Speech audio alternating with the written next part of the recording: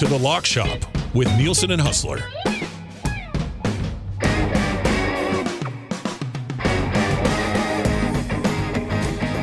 It is 11:03. You're riding with The Lock Shop. Hashtag justice for The Lock Shop. Thank you very much for being here today. If you're listening on TuneIn or iHeart or at EdmontonSportsTalk.com, greatly appreciate it. Tell your friends how easy it is to stream our 12-hour. Well, today we're going to have like 14 hours of live sports talk here in Edmonton. We got the pregame show tonight at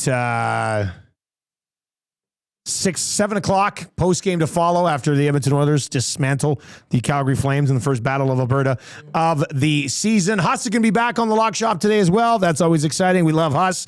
Looking forward to that. We'll dive into some EST specials, some boosted ones as well. The DGN Den working on something. Maybe let's do a little Lock Shop tonight. Actually, Huss, I've been literally in meetings for the last 2 hours. I've been in meetings for the last 2 hours, so it's been kind of busy. Let's just get to Huss. I mean, what am I supposed to do with this guy? Oh, there he is, Kyle Connor Extension. How you doing, buddy? Things are good. Serve us up an 8-piece of KFC. 8 more years for Kyle Connor. We don't need to worry about it anymore. Our best offensive player, and I mean, listen, I know you guys have had a bit of a victory lap for a couple days here, but it's nice for little old Winnipeg to once again shove it in the faces of all the morons who say no one wants to play there, no one's going to stay there. They can all chow down on an 8-piece meal from KFC because Kyle effing Connor is staying in Winnipeg, and with all the injuries, there has been a lot of angst around here throughout the preseason. Great bit of news today. I mean, I guess for us, I'm happy about it being a Jets guy. It certainly would have given us a lot to talk about and people to freak out about in the chat every day. But he's signed, sealed, and delivered. 12 mil a season, 8 years, and he like Connor Hellebuck and Mark Scheifele are going to probably be Jets for life. Forever, yes. Pretty rare that you see groups of players drafted, developed, break into the NHL, play their entire careers with one team. But that's sort of the way it looks like. So, things are good. So, yes, I had to throw the bucket on today to begin today's Lock Shop. I just love it when we cut to you. You just got that thing on. You're like, things are good in Winnipeg right now. I mean, but for him committing to stay long-term is like, I mean, massive for that market. And for us here in Edmonton, McDavid to stay with no raise was massive as well. Like, there's 2 big days, 2 big weeks here in Edmonton and Winnipeg, my man. Yeah, the Edmonton one. I mean, it just gave you guys fodder for another hit single from the EST Choir. That was outstanding. You like that song? That was a good one, eh? And it was good. And then, I mean, honestly, I think, 2 huge wins for 2, organizations that honestly have a lot of things not going in their favor in today's NHL. I mean, Canadian market, Canadian dollar, all that. I mean, there's a lot more attention and pressure. I mean, guys need to be up to it to play in these markets. I mean, you're not anonymous guys cashing huge checks, and it doesn't really matter in your day-to-day life if you win or lose or perform. And then obviously, I mean, talk about taxes. I don't want to get down anything. I mean, we'd all love to pay less tax, but it's pretty clear that there's an inherent advantage for some teams right now. And listen, getting to free agency, like we can talk about the numbers, and I think this is a really fair deal based on the market right now. But you're telling me that if Kyle Connor goes and scores another 40 or 45 as other guys go off the board, that he wouldn't have been able to get, probably 13, 14 for 7. I could have seen 13, 14 on the open market, buddy. Yeah, for sure. So, I mean, listen, it's a big number, obviously, but they're all big numbers right now. And that was a massive priority, especially after losing Ehlers. And the thought of us having to deal with expiring contract all season was not something I think this team could really stomach. So credit to Chevy, credit to Kyle for wanting to be here and getting it done before the opening day of the season. And now it's time to get out there and play some hockey starting tomorrow night against the Dallas Stars right here in the Peg. Going to be a great, great home opener. I mean, you think about the storylines around the Jets. I know this is Edmonton, so I won't go long about this, but I mean, Jonathan Toews returned to the NHL. I mean, that's not just a Winnipeg story. It's a massive hockey story. The Kyle Connor extension. And I mean, Mark Scheifele is going to be playing on the first time on the ice, in a regular season game since his, gutsy performance after the passing of his father last year in the playoffs that no one will ever forget. So despite Sandberg and Perfetti and Lowry being out to start the season, the vibes are pretty high. And the bar was set last high by a team that won the President's Trophy. So let's get on with the show. As Easy E says over in the chat, how about some credit to McDavid for keeping Connor's number down? LOL, which we said earlier. McDavid's deal was so ridiculous, it doesn't impact anybody. Like, nobody was going to look and go, well, look, Connor McDavid only took 12 and a half. No, it doesn't matter. Connor McDavid's worth 17 and a half, but he only took 12 and a half because he's a good guy and wants to take another run out of here in Edmonton for a couple of years. By the way, thanks to the guys for holding it down for me yesterday when I was away. And I just, I don't know if you caught that text message. I know you guys were going crazy with the. Yeah, you said your internet went down or something? The power of the entire neighborhood went down it went down about an hour before the lock shop started. And I was sort of holding out. Okay, it's going to come back on. It's going to come back on. And then I saw a Manitoba Hydro tweet saying, we're dealing with the rather large power outage in the Osborne Village and Cordon area. And they have a little map. And of course, I'm right in this map. And you say, this is a very difficult fix. We need to inspect 60 sites before it can be turned back on. So I had actually planned on taking it easy that night. I had a hockey draft in the evening. The Chiefs were playing on Monday Night Football. And I was going to actually stay at home.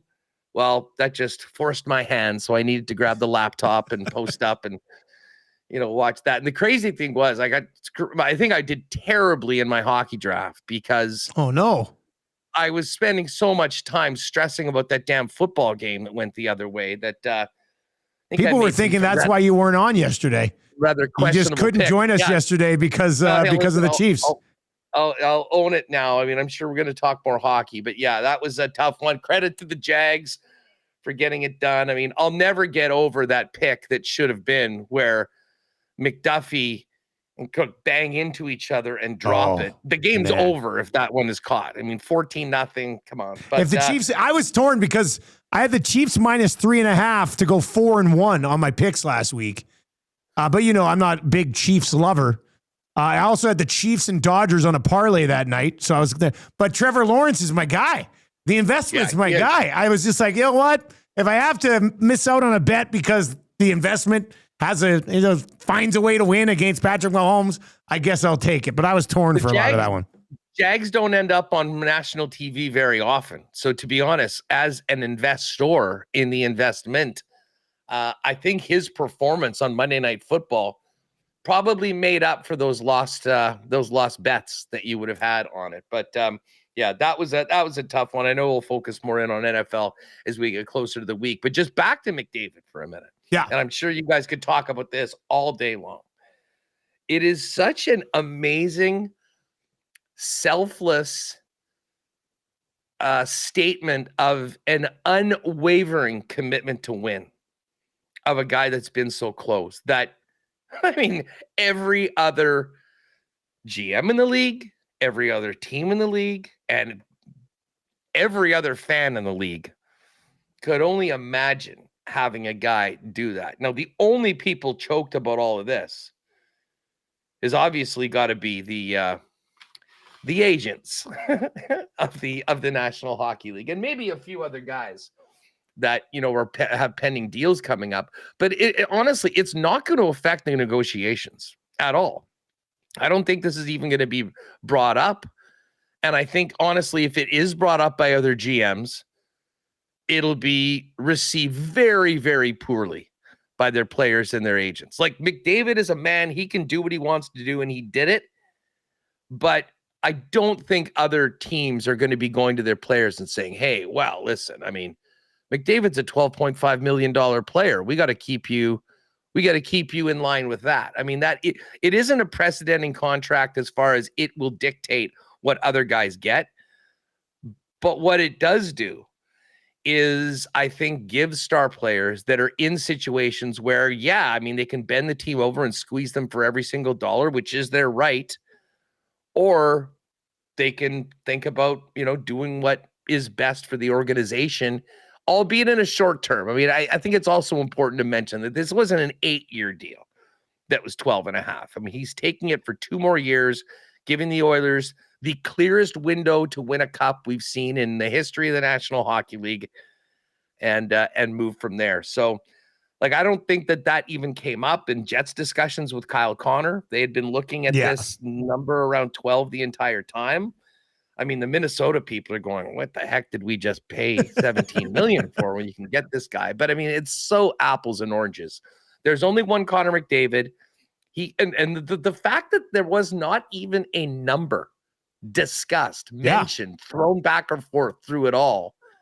I do sort of wonder what the hell took so long. I mean, he just woke up on an off day and said, you know what? I got nothing to do today. Let's sign a deal. I don't need a raise. We're good. It kind of feels like that's what it was. It's just like, okay, let's do it. Let's do it now. Let's do it today. The pressure's on Bowman, though. Oh, big time. Big time. Yeah. I mean, he was just given the greatest gift a GM has ever been given in NHL history. You've got $7 million. $7 million that you shouldn't have. Yeah.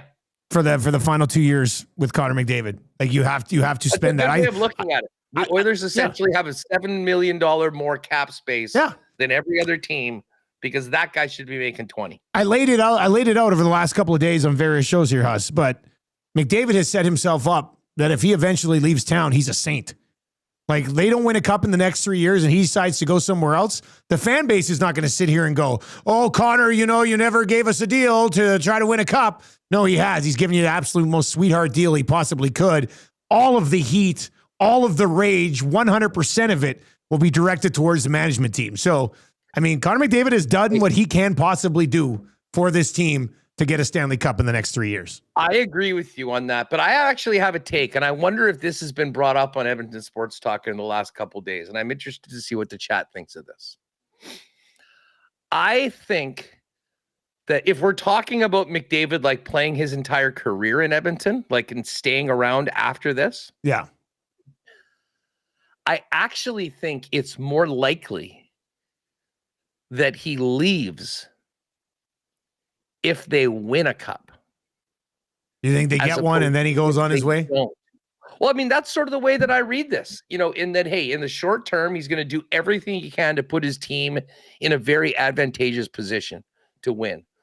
But I do think, and I don't think it's unrealistic to think that maybe as the number one player in the entire sport, he would think about potentially being elsewhere at some point over the course of his career. Now, he wasn't going to be able to, hey, I'm going to give you guys 2 years at 12.5 and then it's 20 the rest of the way on a deal right there. So it could be wrong. But my point is that this guy is so driven to win. And I can't see a scenario based on what's just happened that he would pull a KD and like lose in the finals and then say, oh, well, it didn't work out here. I did everything I could. So I'm just going to go sign with the best team in the league and try and win that way. Like, to me, this is I am going to get it done for myself, for my teammates, for the city of Edmonton. And when that happens at the end of this term, I will have fulfilled everything that anyone could have asked for me. And then I'll be able to, make a decision. I'm not saying he will go for sure, but I guess my point is that if they come close and they don't get it done and they are still right there, I don't think he's going to leave Edmonton unless he has a ring. So I don't know. I'm interested in your take on that, because a lot of people just think, well, he's only there, and if they don't win, then he's gone. I actually think it might be more the reverse, where if he gets it done and they have their parade and he brought a championship to Edmonton, then he's ticked off every one of the boxes, much like LeBron did when he went back and won that championship in Cleveland, and then with a clear mind can walk away. Thanks for incredible run in Edmonton. And I'm going to go to this other place that I've been wanting to play, or guys that I want to play with, or something like that. I think this is good news for Oilers fans, because you make a pretty good case that if they don't win a cup, he's going to stick around. And I think, if they win a cup in the next 3 years or 2, he goes, wow, maybe I have a chance to put together a real dynasty here at Edmonton. Oh, yeah. And let's stick around too, right? Like he's going to go if he wins. Yeah. I'm just saying that it's more likely, I think, that he would leave if they actually do win, because there'd be nothing keeping him. There'd be no unfinished business. There's nothing hanging over his head at that point. Yeah. Exactly. Like, I just don't think, and I think we've seen through all of this, he's wired differently. And I respect it so much. I mean, at a certain point, the amount of money that we're talking about here, he's a hockey player. He's not a massive high stakes businessman. Maybe he wants to be there at some point, but it doesn't seem like he's driven at all by the money. Well, he's not. I think we can determine that. Yeah, it's he didn't clear. even take a raise. No, in his availability yesterday, he said his dog Lenny was still going to be able to eat. Yeah. I mean, you can in fact say he actually took a pay cut. With the cap going up, percentage-wise, he technically did take a pay cut. 12.5 that he signed, 8 years ago. So it really is amazing. And now that we've got our business done here in Winnipeg, I love what it's doing around the league with conversations on shows like this, as well as. Did you see them ask Matthews about it yesterday? Yeah, I saw the quotes. I didn't watch the video, but I saw the quotes of it. And I thought that was kind of funny. I mean, listen, I love Matthews. I think he's an amazing player. And, I think you could argue that he probably could have squeezed the lease for more when he signed for the 11-6. But the guys that I do maybe feel for, some of the big time players that are coming up over the next couple of years that have this. And again, the GMs aren't going to go there. The agents certainly aren't going to go there, but the fans will.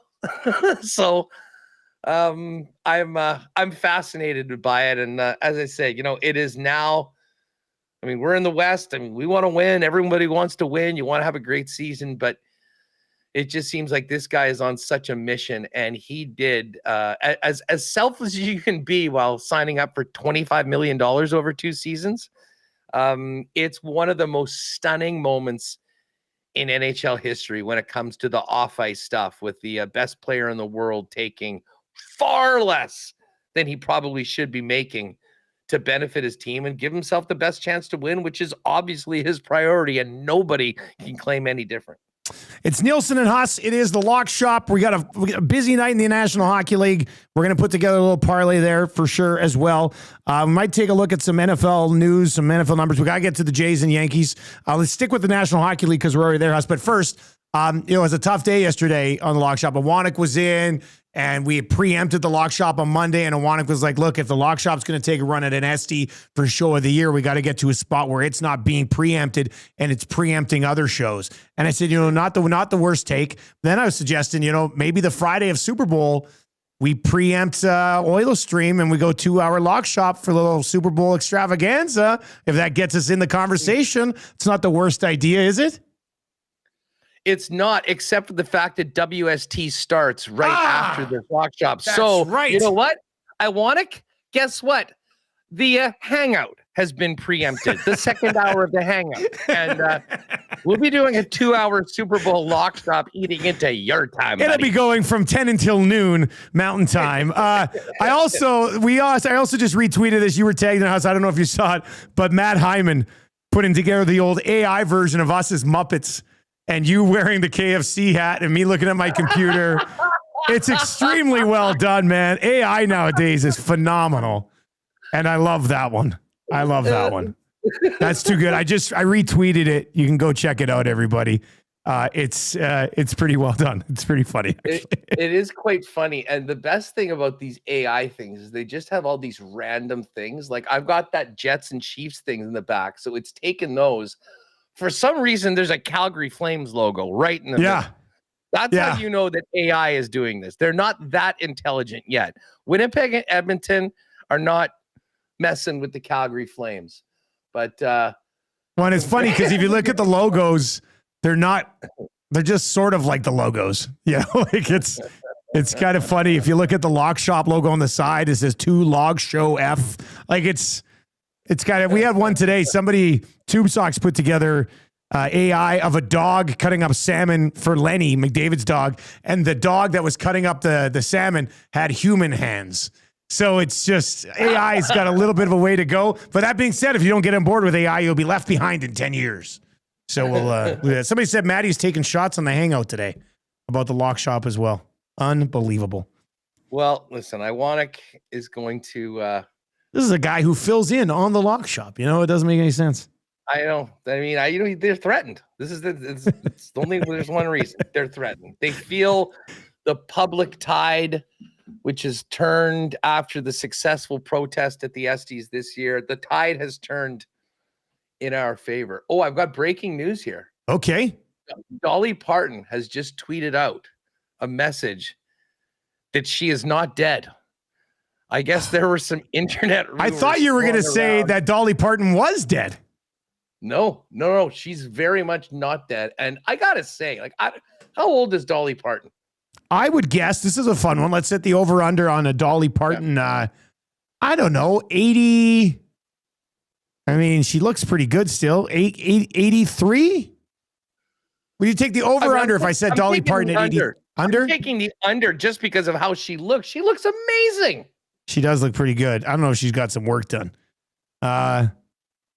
79. She's 79. So she's almost 80. She's had work done. Now, listen, there's no doubt about that. She's had work done. But just actually, I won't even go there. We've got lots to talk about. Yeah, we do have lots to talk. Let's just move along. Dolly Parton story. I'll save for a slow day sometime. You have a Dolly Parton story. Yes. You know what? Let's save it. Let's save it. It could be an episode of the year. Let's say that. We got two. Mark it down. Surveyor Brett, put in your calendar. Dolly Parton story, July 20th, 2026 on the Lock Shop. Yes. Come back around to us if you remember. We'll get to it. A couple of parlays already put together for the NHL slate tonight over at Play Alberta on the ESC specials page. The early bird bet of the day, Oilers money line, Connor McDavid 2 points, Draisaitl to be +1 or better. That's +220. And then the DGen Den cooking early today, the grandest parlay, Draisaitl power play point, Vladdy with a hit, Ovechkin and Suzuki each with points tonight, and then Varland with 1 hit allowed or more. +943 is where you can get that number right now as well. Been boosted over there. So DGen Den, hop on that. It's the grandest. We'll get to the Jays and Yankees obviously in a second. But Huss, let's look at this NHL slate tonight. We got to start a little Lock Shop partner parlay for what we've got tonight. We've got, you know what? I'll bring up the starting goaltenders. It's been so long. I haven't brought up starting goalies in quite some time. I'm excited to do this. Here we go. Here are your starting goaltenders tonight in the National Hockey League. It'll be Samuel Montembeault for the Habs. They're taking on the Leafs. Anthony Stolars will go there. Boston and Washington, Logan Thompson and Jeremy Swayman.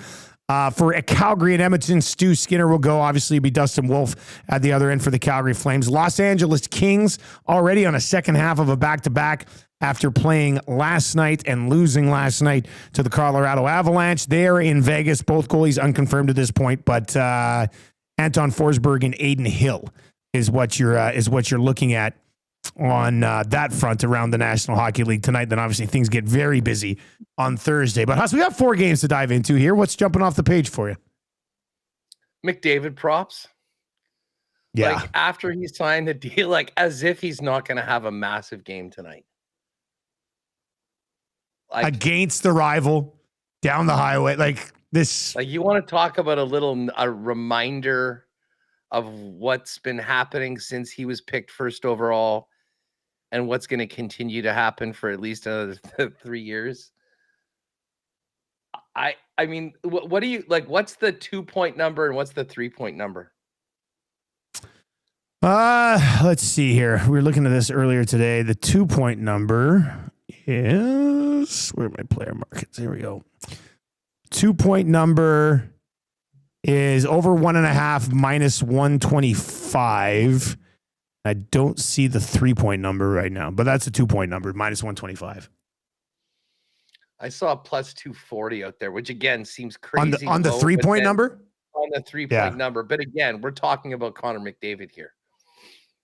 Like, it would not surprise me at all, Dusty, if he had an absolutely monster game tonight, and then just simply went wire to wire for the Art Ross Trophy. Just wire to wire Art Ross from night one. Like what I guess Kevin Fiala or Justin Brazeau is the leading scorer in the NHL after scoring 2 last night for Pittsburgh. Yeah, Marty Natchez had a couple last night too. Okay, so Natchez, there's a bunch of guys with 2s.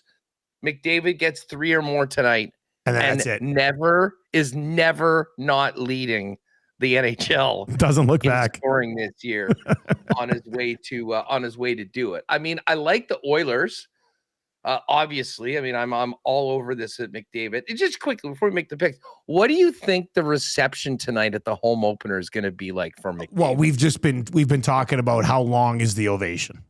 Yes. Right. Like, does it get to 12 and a half minutes just because the 12 and a half mil? You just sit there and it's got to be at least 3, 4, 5 minutes.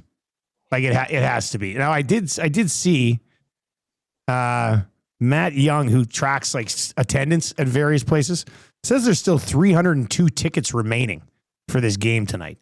But those will be, I mean, it's going to be sold out. Those 300 tickets will be scooped up. But I mean, at least 3 minutes. Nowadays, 3 minutes will feel like forever with how much people move on, how quickly people move on, and you're flipping around. But I could see something special happening tonight, buddy. Not going to lie. I think it is an opportunity for Oiler fans.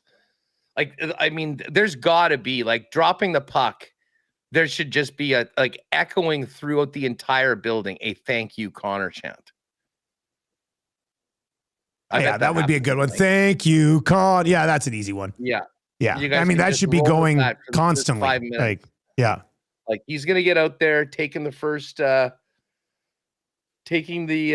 face off, and he'll probably end up scoring on the first shift as well, knowing, his penchant for who would love that? Stuart Skinner would love that. Go out and get the first goal at the other end of the ice so it doesn't happen on the first shot against Skinner. Even goes on him. Did Draisaitl talk yesterday? Draisaitl did speak yesterday. We didn't run into that. McDavid spoke for like 15 minutes, and Wallman also spoke. And then, what was I going to say? It was something Ekholm? about something. Oh yeah, and then the Ekholm news today obviously moved. So great deal. Like I got to say, I don't know much about Wallman. I mean, he kind of came over. Like it's crazy how a guy Detroit gave up a 2nd-round pick to get him off their roster. They dumped him for a second, him in a second for futures. And then you guys gave him a first rounder for Wallman, and now he gets 7 by 7. 49 mil after being a salary dump 2 years ago, which is wild. But you want to talk about money well spent? The Ekholm deal at 4. Like, to me, that there's a McDavid effect on that one. Like, to me, Matthias Ekholm, I mean, that is a guy that, does not get enough credit for just how good he is. And I think that, missing him for a good portion of last year, and like, he wasn't even close to 100% when he came back. He was pretty much injured for 75% of what we saw last year. Yeah, well, and then I'm just speaking specifically about the playoffs. Oh, yeah, the playoffs, he was a shell of his former self. Wasn't even close. And I mean, that's a guy, if he's fully healthy, I mean, he is a difference maker against a team like the Florida Panthers. But have you done your predictions yet? Any big? I'm sure you guys have been cranking. Well, I was getting heated yesterday because I was saving my prediction for 2 guys and a goalie. Everybody's like, "Oh, not going to put them on the lock shop." Disrespectful. Everybody's disrespecting the lock shop. I was like, so what I ended up going with yesterday was Cass Gage and I did our predictions on 2 guys yesterday. I went Tampa out of the East, Dallas out of the West, Tampa to win the Stanley Cup. That's really? That's where I went. Yeah, that's where I decided to go with. Just so no one can accuse you of being a homer. I don't know how you don't pick Edmonton after. Matt Cassian took Edmonton. Gager didn't take Edmonton. I think, my overall, like, Edmonton could be they will be a very good team again this year. But I think, they're working in Savoy. They're working in Howard. Thomas Sex's never played in the league. He's going to be playing with this group as well. Mangiapane is new to the team. Now, their blue line should be better all year because they'll have Wallman for pretty much the entire year. Goaltending is still an X factor. We'll have to see how that sorts itself out. I like the last couple of years I went in with high expectations of Stanley Cup champions. And with this McDavid deal in place, I guess maybe I'm not focused enough on this year because I'm looking to free agency next year with this extra cap space and thinking, oh, they're going to load up in the summer for 2 more legitimate cup runs. So my expectations are slightly lower this year in this, like, sort of the middle of this 5-year stretch when you're working in a few younger guys. I think they'd be insane to wait for the summer and free agency.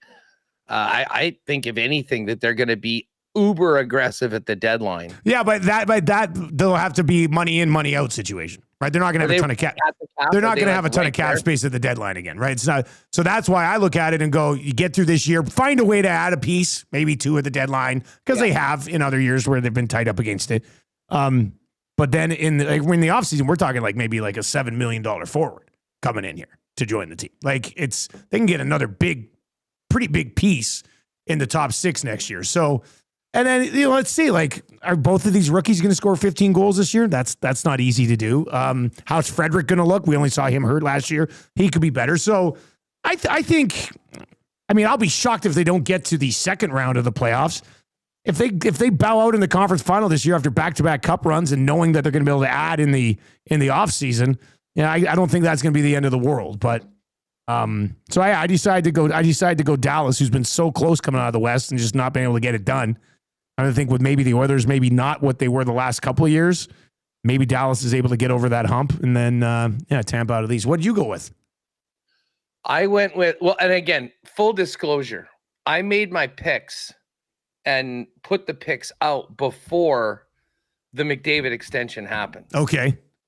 And it's actually very much changed my way of thinking on the Oilers. Like I listen, if he wasn't signed, and you're going into the season with all anyone is thinking or talking about is what is Connor going to do, I thought that would have been really negative for the team.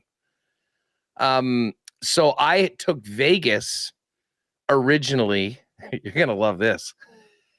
And the Leafs out of the East. What are you? Mitch Marner. What? I think the Leafs are going to be better. I think they're very live right now. You're a big Matty Nyes guy. I think Nyes is an absolute stud. But, listen, this team they consistently were right there. They gave the Panthers as good of a run as anyone. And they had a certain guy that played a lot that absolutely disappeared in the biggest moments. And while he's not going to be there, they may take a bit of a step back in the regular season. When you look at the guys that they added to their roster, I will argue that they are far more set to and basically, what do they got to do? They got to get out of their division.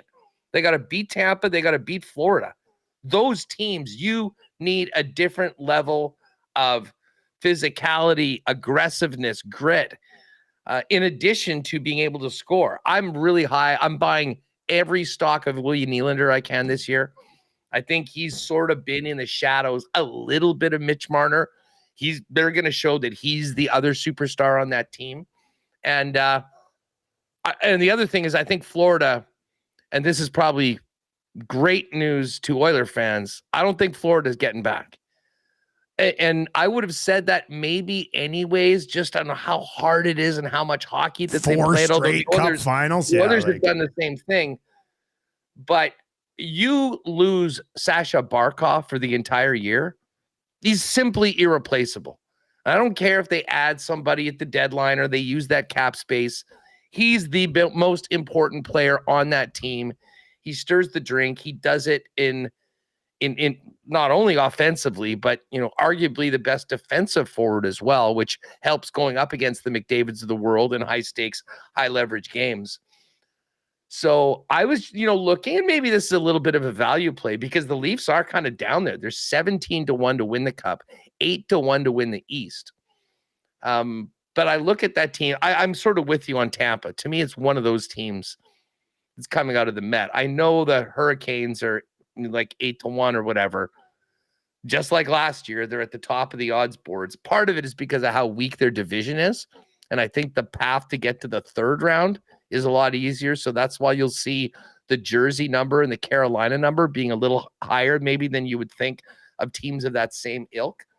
But part of it was just, can you imagine Oh the man, Leafs getting to the Cup final and going up against Marner and the Golden Knights? What would that visiting room scrum be like for game 1 of the Cup final? I couldn't imagine a scenario where Oilers fans would ever cheer for the Golden Knights, but that might be it.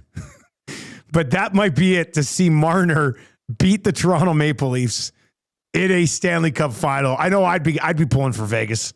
I would love to see the Leafs lose to Marner in a Stanley Cup final. I mean, that's your justification of the Leafs coming out of the East. I mean, you make valid points. I could never do it. I couldn't. I don't think I could do it. I'm not saying that I'm cheering for them and I'm Leaf guy all of a sudden. I mean, sounds like you're Leaf guy. Sounds like you're Leaf guy. Big Leaf guy right now. You're gonna come on the show tomorrow wearing a Willie Nylander hat. Willie Nylander. Well, that's the one thing. Like, I know people hate. I actually don't hate the Leafs. I hate their fans. I think everybody hates their fans. That's everything that comes with the Leafs, the entitlement, and I get it. You guys in particular, you've been hearing from these bozos talk about how McDavid's signing there at the end of this season for the last 4 or 5 years. That's not happening. So Dangles and Muzzy and all these guys that kept on spreading fake news can go back to worrying about their own team. But I'm a fan of Matthews. I love Nylander. I think this Nyes is an absolute stud. And in some ways, and listen, you lose a 100-point player like Marner, it's hard to make the argument that, they're going to be better. I think they'll be better in the playoffs. And I think there's a bunch of guys on that team that, will be able to pick up the slack. So to me, I think the Leafs are really live.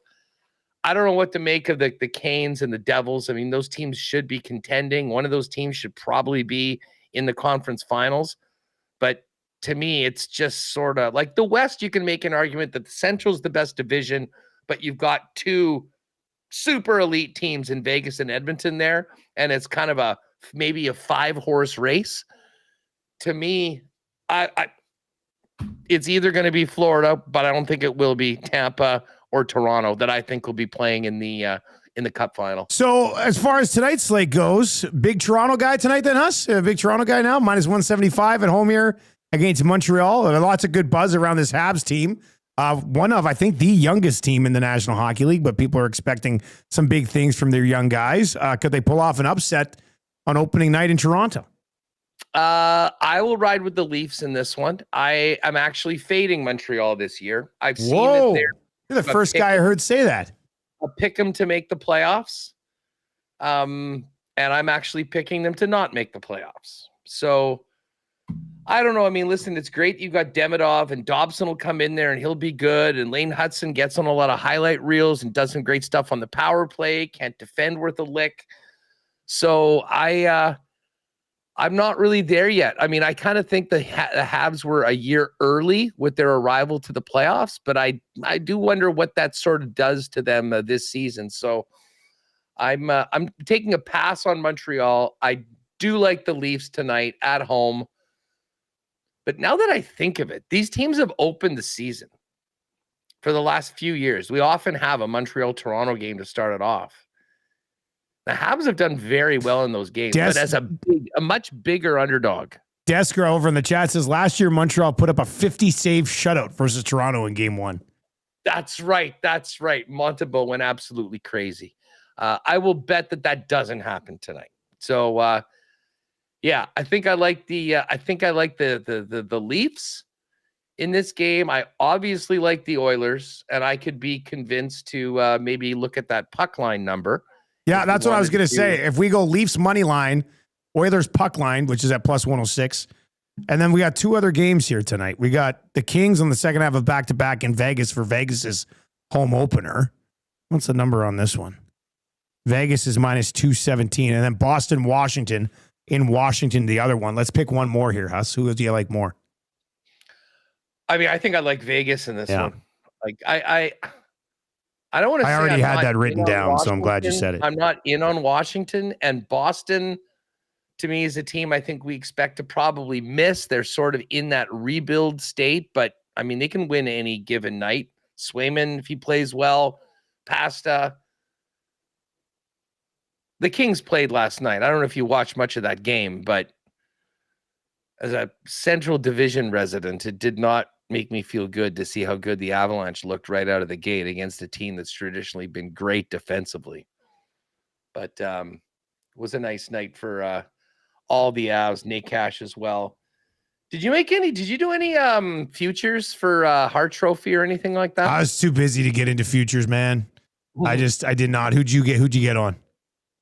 Well, my favorite value play, McDavid, they're the guys for the Hart, at the top of the list are obvious, but I thought there was some real value with Makar. Like, to me, Makar should be in that conversation. What'd you get him at? What was the number? 30-1 when you look at, these other guys. You said 30-1. I thought you said 13-1. 30-1. No, 30-30. So, and again, it's like Hellebuck last year. Well, there's an award for defensemen. There's an award for goalies. But, he's a player. And let's not forget that he's got a contract coming up. Not this summer. I think he's got 2 more years on this one. But a big year right now, going into the cap going up again, and their ability to re-sign him wouldn't be a bad thing. But anyways, I like that one. And then I was looking at the Calder numbers. Demidov was a huge favorite, right? Exactly, which I think there's great value on all these other players.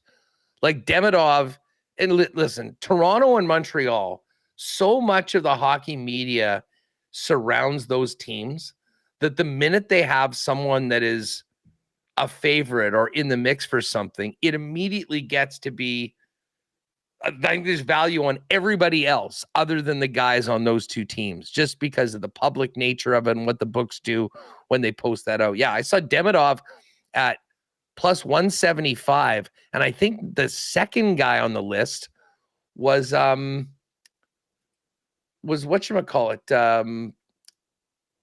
the Zeev Boyum in Minnesota. Just going to see if we've got it up here. Oh, yeah, Snuggerud. So I'm going to look at this right now. Demidov's down to plus 165. Snuggerud at 12-1, and he's sort of been a popular pick. He played in the playoffs last year. He's going to be, slotting in the top 6 in St. Louis, so he'll certainly get opportunities. He's not bad. You got Boyum at 14-1. Michael Misa at 15. Your guy, Isaac Howard, at 17. And listen, if he ends up, and I don't know where he's starting the season, what line he's playing on, but like with anything, all it takes is for the coach to say, I'm going to get hurt, or the coach to say, hey, I'm shaking things up. Hey, you go out there with 97, and all of a sudden their point production, whether they're a better player or not, who knows, but their ability to get it goes up big time. But the guy that I picked that I think people are sleeping on a little bit is Matthew Schaefer, who's the number 1 overall pick in the draft. Incredibly talented young defenseman. I think right out of the gate, he's going to be playing a ton for the Islanders and making a difference. And, if he is in the mix, being that first overall pick, being a true 18-year-old, I think will really sort of help him in that mix. So I didn't mind Schaefer at 17-1 to win that. And just looking, yeah, Makar is the favorite at plus 145 for the Norris.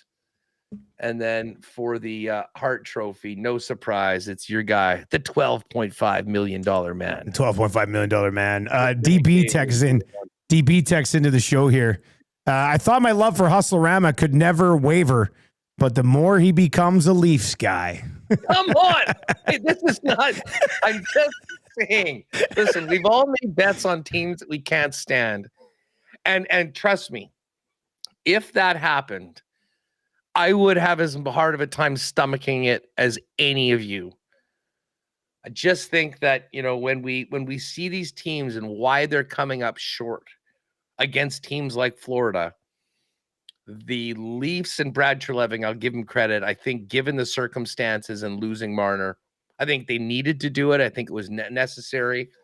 I think they'll be definitely live come playoff time, especially if you buy into it's going to be very, very difficult for the Florida Panthers, who are the standard right now, to set it done. One thing I'm sure you guys talked about, we missed quite the weekend for the Panthers. Just finishing up a quiet preseason, going into the regular season. That business with Tampa. Oh my! Oh God. yeah, that was nasty. Hey, but we got about 5 minutes left here, Huss. We got to get to the Jays. Yes. Bullpen game today against the Yankees. Schlittler going on the other side for the Yankees. Up 6-1 in a game that you can clinch, and you don't get the job done. And now you're going to this bullpen game, and it's not like they've got a great bullpen that they're going to for a bullpen game. Jays fans be a little worried right now. I'm getting a little nervous. I was a little nervous before the game yesterday, just going to Yankee Stadium and seeing the bats come alive later in game 2. So I'm a little nervous, but what do you think? Yeah, I mean, for sure, for nerves. I never thought anything was safe. Like, I'm no Arash Madani. I wasn't having the decision desk call the series at 6-1. Did he do that? Yeah, he did that last night. I've got him muted, so I didn't see it. Smart move. He's going to need to mute the entire app because the comments and the responses are still coming back. Few racist tools in there, which, those people are just idiots. Way over the line. But I do not blame Jays fans, the long-suffering fans of the GTA, for going nuclear on him. Listen, I think the Jays are still in a great spot.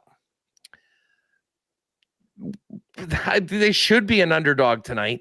And Schlittler was incredible in his game against the Red Sox.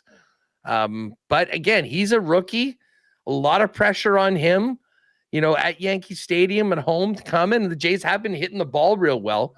So it'd be nice to get a start. I have no idea how things are going to go pitching wise. I mean, that the homer that Judge hit last night was, I can't remember what it was described as. I'll pull this up right now because it was the fastest, most, what did they call it here? It was the fastest, most difficult pitch to hit that went out in the playoffs. He hit the most difficult homer in the StatCast era by where the ball was, how fast it was. It was incredible. It was 99 plus, and it was inside. It was as far inside as anybody's ever turned on a 99. Yeah, it was. It was something that had never been done, essentially. So he's cooking right now, but the Jays bats are still going really well. I think they'll be ready to go tonight. But listen, if it goes back to Toronto for Game 5, they've been a great home team all year. Presumably, they'll have. Will be you? Savage be the one that goes in Game 5? No, it would be Gausman, and then you Savage would be able to go in. He would start Game 1. Yeah, you either that or maybe you could use him if you needed him. Yeah, I mean, if you needed to, you're right. Yep. In a series like that, so it's going to be tough to take the Jays on the money line tonight. Although I'm maybe sort of here for it, but I'll tell you what. I mean, you look at player hits. I mean, guys like Ernie Clement had 3 last night. I mean, Dalton Varsho's still been playing really, really well. Of course, we got Vladdy. I mean, Vladdy's number all of a sudden to get a hit is like minus 256. Like, it's crazy. But I still have a lot of belief in this Blue Jays team. That was tough last night for it to go the way that it did. I will say this. I did not agree with taking out Bieber when they did. Yeah, I know he hadn't been great, but that was too early. Too early. It was an early hook. 54 pitches in the 3rd inning. But, man, they got to clean it up. Like, one of the things that's haunted the Yankees all year has been some of their fielding and putting guys on base, freebies. It was walks and it was errors last night. I mean, that Barger play ended up being massive in that game. So, but as I say, it's one game. The Yankee, it was unlikely that the Jays were going to sweep. They've had 2 monster performances at home. If it goes back to a Game 5, they'll have their ace on the mound and they'll feel really good about what's been happening at Rogers Center. So I'd love to see them win it tonight and not have to worry about Friday night's game, but I still think they're in a pretty darn good position. All right, Huss, what's coming up at WST, buddy? Well, a lot of KFC talk. We're going to be breaking down the contract, getting reaction, hearing from Kyle Connor, hear from Scott Arniel. I think Mark Scheifele's speaking on it as well today. We'll have Dan Robertson, who calls the Jets games for TSN, jump on the program today. Murata Tesh as well. So a combination of diving into the contract and, of course, getting ready for tomorrow's big home opener here in the Peg against the Dallas Stars. But in the meantime, take any McDavid over prop you can get. That's my advice to everyone. I think he goes nuclear tonight. I think you should all give him a long-standing ovation and begin the first shift chanting, "Thank you, Connor." It's literally the least you can do. And good luck to the Oil on a great season. And may we get the Lock Shop series in the conference final that we were so close to last year. Fingers crossed on that. Have a good show, buddy. There you go. That's Huss from Winnipeg Sports Talk. I've sent off a few parlays. Let's just recap everything with our title sponsor over at Play Alberta. Click on the EST specials page. If you haven't used our promo codes yet, EST50, deposit 50, get 50, EST Sports, deposit 50, get 50 as well. We've got the early bird bet from earlier today. Oilers to win. Connor McDavid, 2+ points. Draisaitl to be +1 or better, +220. The grandest parlay from the DGen. Dan is already up. Draisaitl with a power play point. Vladdy with a hit. Ovi and Suzuki with points tonight. And then Varland to allow a hit at +943. We sent over, and I'm going to bump these so these guys hop on this right away. We sent over Oilers -1.5, Leafs money line, Knights money line. And then I've also sent over my play of the day that you'll find on social media just after 1 o'clock today as well. That is an Oilers player to get a point tonight. You'll find out which one. Probably shortly after 1 o'clock, I'll get that video out on my Twitter page. We've got the Oil stream coming up. It's game day, man. Tommy Gazzola will have pregame tonight, 7 o'clock, postgame as well. Hernan Salas is so excited. EST Afternoons is going to be great. If you're listening on TuneIn or iHeart, please tell your friends how easy it is to just listen. You download it once. You search Edmonton Sports Talk, boom, starts up, Bluetooth it to your vehicle, and you're listening all day long as you're driving around or definitely at work. If you're watching on YouTube, hammer the thumbs up for us. Great chat today over on the Nasty Chat. I mean, could be show of the year there with the Lock Shop. You know, it's just it's going that well.